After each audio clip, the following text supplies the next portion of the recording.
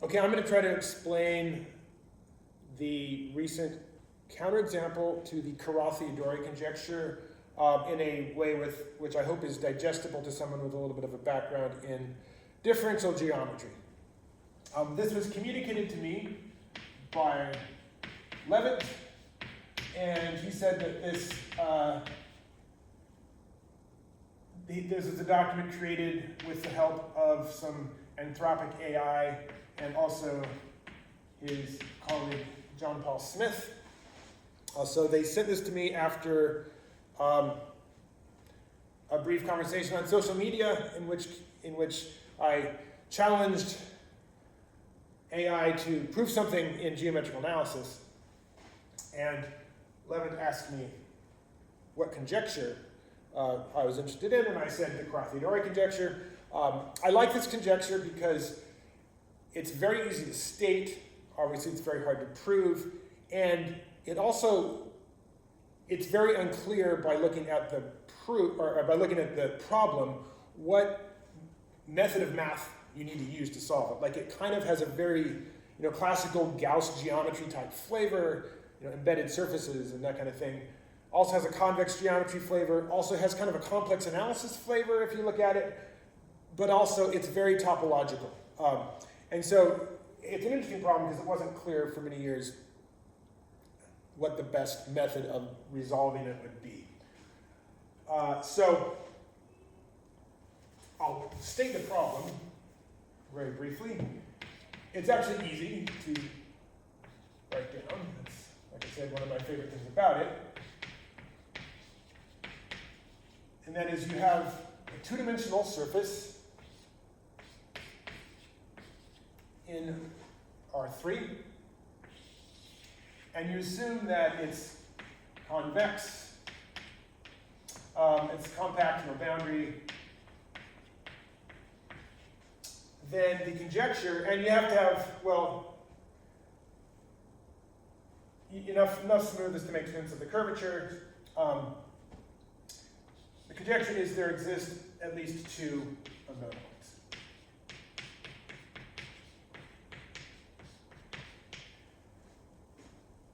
The umbilical points are going to be the points where the max and the min curvatures are the same. So on a surface, you're always going to have two curvatures. If they're the same, you call that an umbilical point. So the sphere, for example, every point in the sphere is an umbilical point. On the other hand, you can take like an ovaloid, and say, do something like this. This is going to have an umbilical point here and an umbilical point on the other end. But all the other points should have different curvatures. Like this is kind of a lower curvature than, say, this one. Different curvatures everywhere else. And that's going to have, say just the two, or at least two that are easy to see. So the conjecture was at least two. Topologically, there has to be one. This is easy to see by basically hairy ball reasons. If there are zero, then you can use these eigendirections to basically create a field going around the whole sphere, which would allow you to comb the hair on a coconut. And we know for topological reasons you can't do that. There is also this Poincaré-Hopf formula, which was related to the Loevner conjecture, which is also disproved in the process. I won't actually mention too much about that. I'm just going to give you the example, and you can digest the example. So the way this is going to happen is we use this correspondence between convex bodies and functions on the sphere. So, for example, let K be some convex body.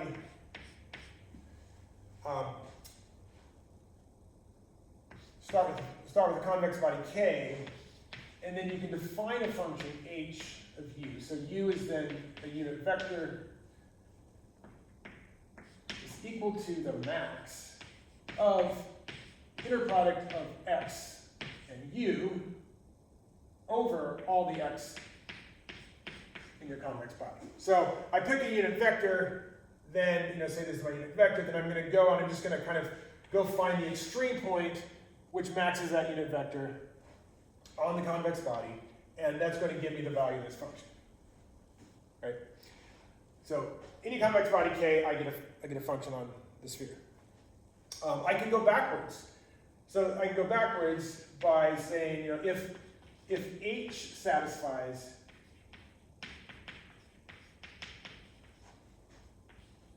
the Hessian of H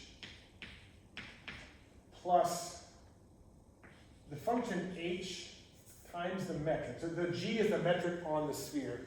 If this is a positive definite inner product, then what I can reconstruct a convex body, which is going to be convex, strictly convex,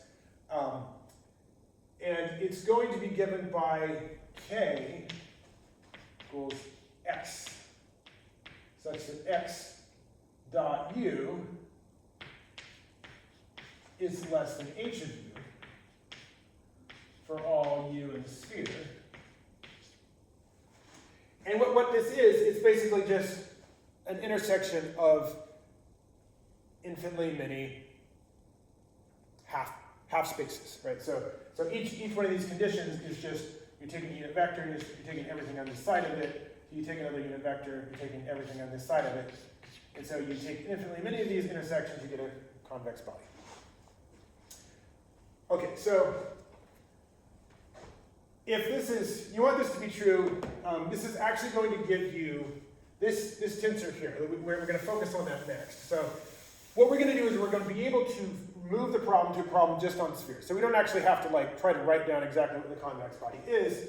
We're just going to look for functions on spheres, and that's going to be what allows us to construct the counterexample. So it turns out this quantity here, so I'll call this W.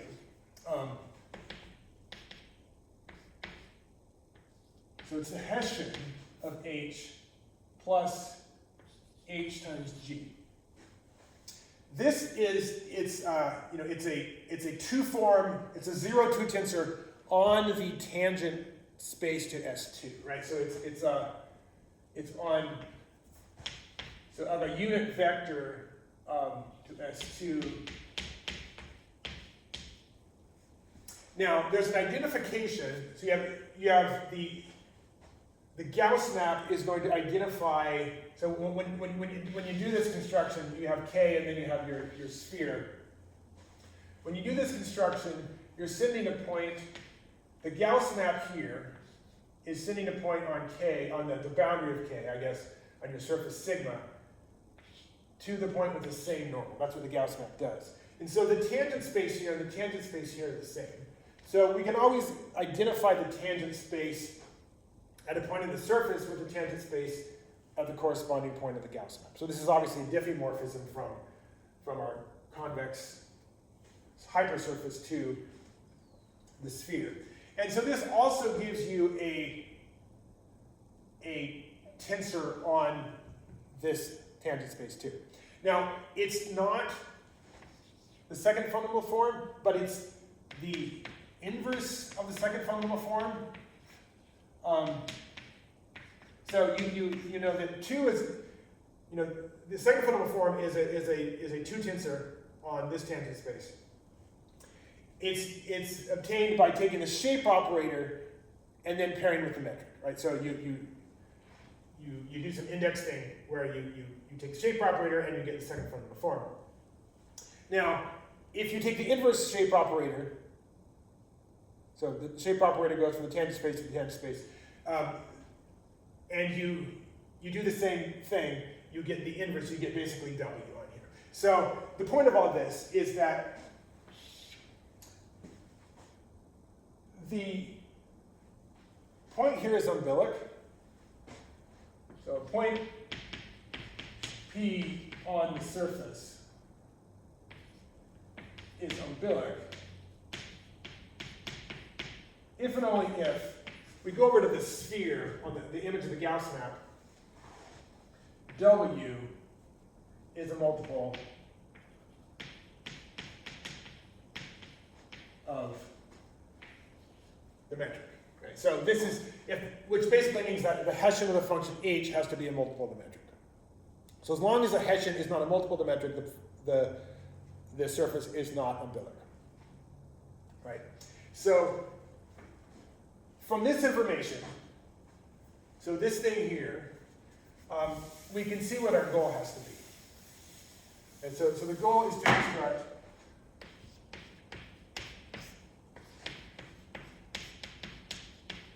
an H on S2 such that, first of all, this is going to be positive form. We want H to be smooth,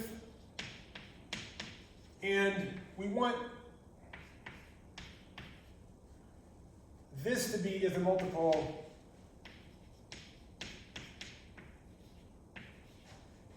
at only one point. That's our goal. Okay. Now,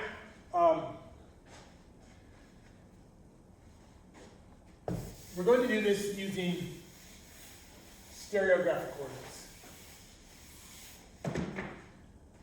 So let Z be the stereographic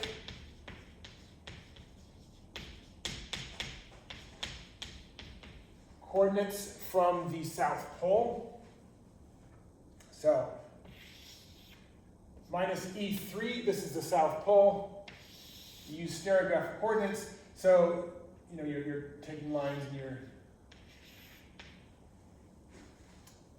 it's a map from the sphere to S, or to the complex plane, or vice versa. So the coordinates are going to be Z of the North Pole are going to give us 0, and then Z of the South Pole, that's going to give us infinity.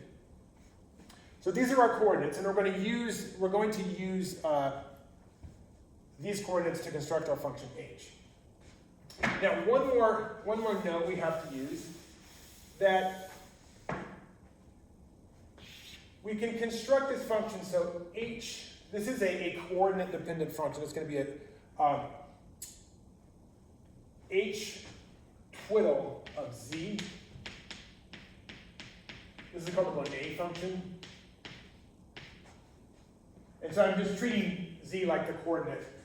It's a function on the sphere. But then this function, which has the coordinates in it, if we look at this function, and then we take this is something which is argued in the paper, we take d, or del z bar squared. So this is a real valued function. This is a complex valued derivative. So it's going to have some i's and stuff in it. This is a complex number.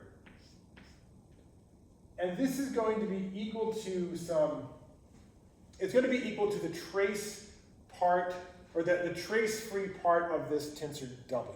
Right? So this is equal to 0, basically, if and only if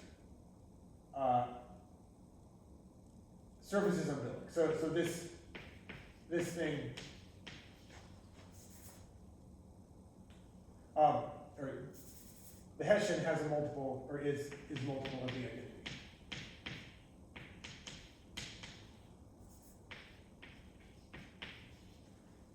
Or multiple of the metric. So this is what we're trying to avoid here. Okay. Now let's do it.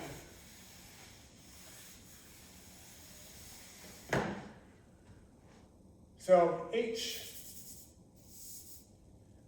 of Z. So we're defining this in stereographic. We're defining this in stereographic coordinates.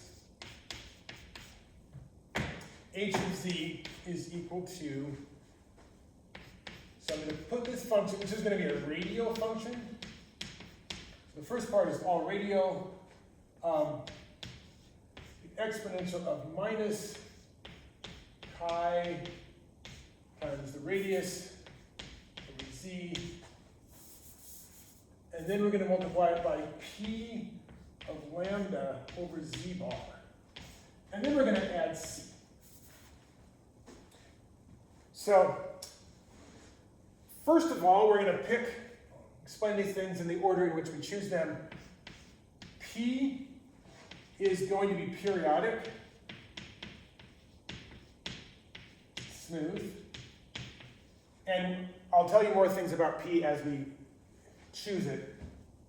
It doesn't need to be periodic per se, at least from what I can tell. We're not using the periodicity. What we're using about this is that derivatives are bounded and easy control, which is easy to do with periodicity. So P, you choose your P, and then chi is going to be a function.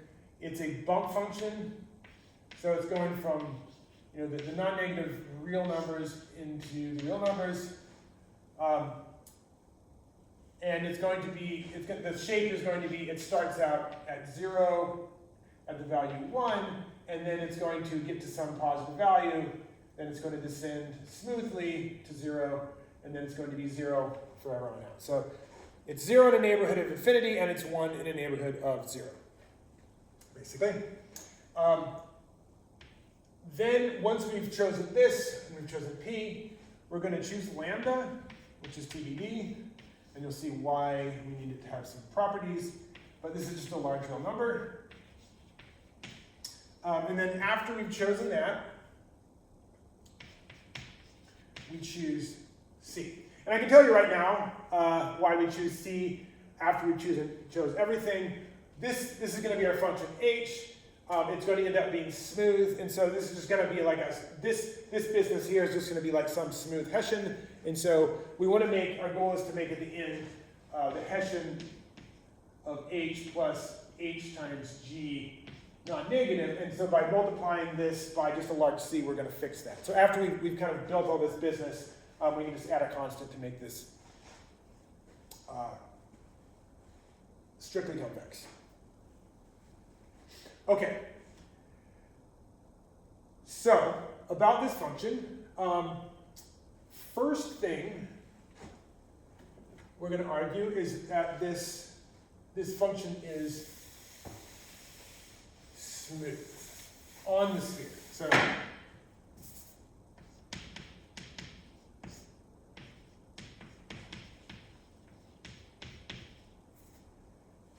now, everything is great except for 2 points, 0 and infinity. 0,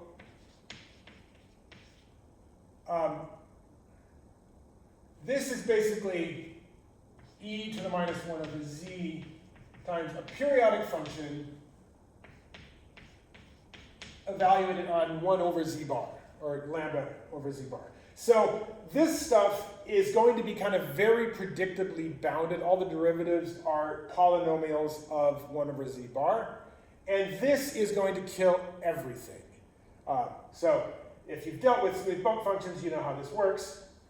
You put an e to the minus 1 over z, and it kills everything as it goes to 0. And so what you're going to get at the end of the day is this point 0, which is corresponding to the North Pole, is going to have infinitely vanishing, this is where it's not analytic. It's vanishing to infinite order. All the derivatives vanish, which is going to make it the one umbilic point. Everywhere else is going to be non-umbilic. But it's perfectly smooth here, it's not analytic, just by the virtue of the fact that this exponential kills out all the derivatives. That's fine. Now near infinity, I guess I should just define h to infinity is equal to p of 0. So this p of 0, because we're putting 1 over z bar in here, obviously it's the same as putting p of z at 0 going in here. This goes to infinity. And then it's not hard to check at all if we flip it over to the other coordinates. This is not a thing near infinity because this is just chi goes to 0, this just becomes 1. So this is just basically looking at a polynomial at infinity, or not a polynomial, a periodic, smooth, perfectly good, smooth function at infinity, and that's also easy to check. So we know that H is smooth, and then the fun part is we want to show that H is not umbilic everywhere.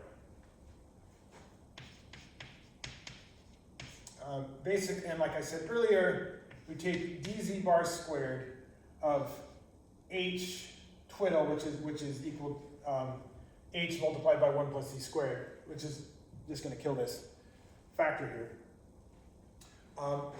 This is not equal to 0 for all z not equal to 0. So that's almost everything, and then we just need to make one argument after we've argued this, that it's non-zero at infinity.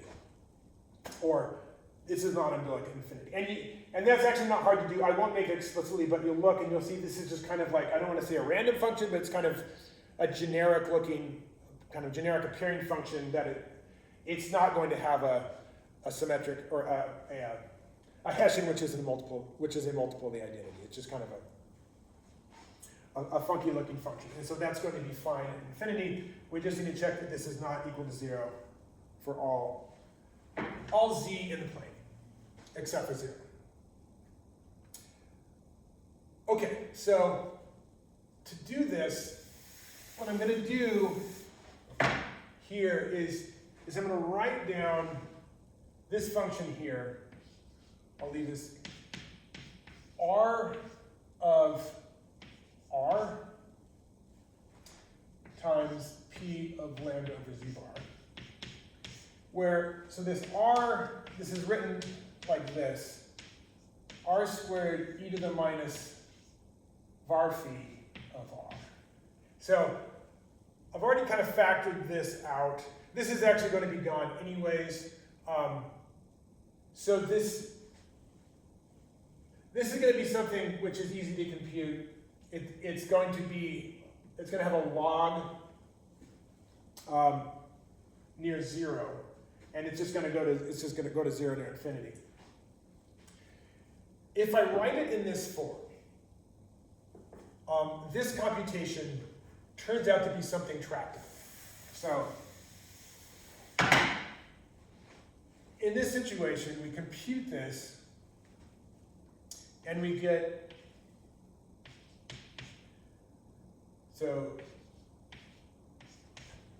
we get R of R again. We get R to the minus 4. We get e to the 4I theta. And then we get T of z. And so T of z is going to be a quantity. It's going to be lambda squared times P WW of W of here. So W, we're going to use W to be this other coordinate, lambda over z bar. And so this doesn't mean derivative with respect to, well, yeah, it means derivative this is kind of like your just usual derivative. But we're really evaluating it at W, which is, we're plugging it in here. So these are going to remain bounded a priori, apart from what lambda we put in, right?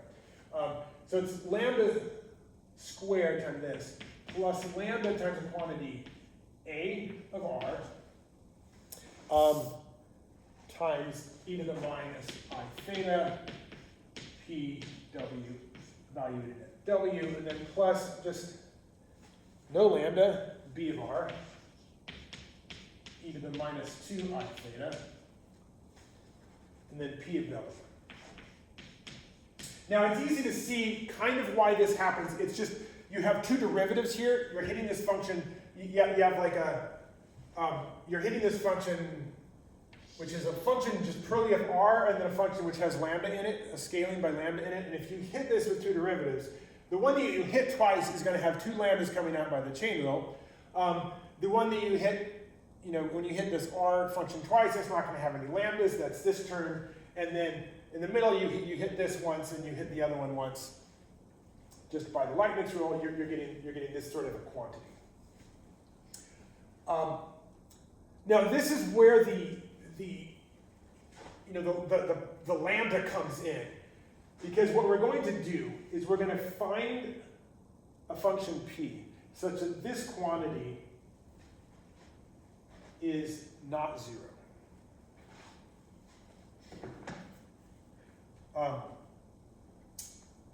I guess before I get to that, I will explain what these A and this B are. So this A, it's R squared var phi prime, and then B of R is equal to R to the 4th var phi prime squared minus var phi prime prime var phi prime over R. Okay, so the point of this, when we look at what this function phi is, it's got a log term near the origin. The derivative is going to be 1 over R. You square that, you get 1 over R squared. Squared? Or, no, you get 1 over R squared. All these terms are going to either be bounded or vanish near the origin. So, and they're also going to 0 at infinity. So the point is that this B term and this A term, these are all bounded. They all take their values on some compact set. I guess these P values these P functions are also, because they're periodic, they take values on a compact set. And so you're always going to get bounded stuff here. Right? So this stuff is all bounded. This stuff is all bounded, apart from the lambda, which we haven't chosen yet. And this is something we will observe, it's not equal to 0 on this whole compact set where you're taking values, which means it's going to have a minimum, an epsilon, right? So PWW is going to be bigger in magnitude as a complex number, this is a complex number, than some epsilon, which is positive, just by compactness, just pure compactness reasons, the fact that it avoids 0. So then what do? I want to show that this is not 0. What do? I crank up lambda really big. And because it's bigger than some small number, this term is going to be so large that no matter what these are bounded, this is always going to dominate, and it's always going to be this T of Z is never going to be 0. So that's basically the trick, right? So you take this function P, you compute this quantity, you show that it's never 0, then you crank up lambda, so the scaling parameter here, and it just kind of scales this term to be so big that your quantity, which is checking if this is if the trace free part vanishes or not, that's going to be never 0. Okay, so all we need to do now, I believe, is just write down this function and check that it works. So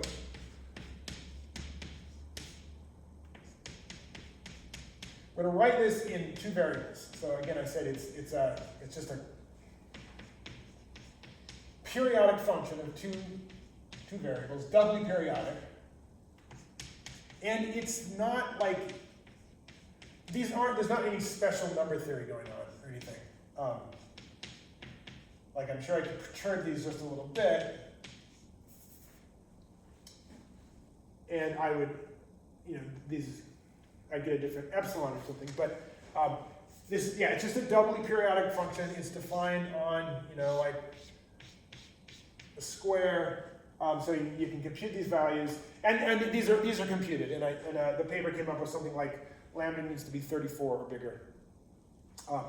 But that's actually not necessary to prove it. You just scale this up and use this positivity, and then you get that this T of Z never vanishes. Therefore, this del bar, del Z bar, H hat is not equal to 0, except it's 0. And then all you have to do is then go to the other coordinates, go to your other stereographic coordinates, and check that it works. It's also not until I get infinity.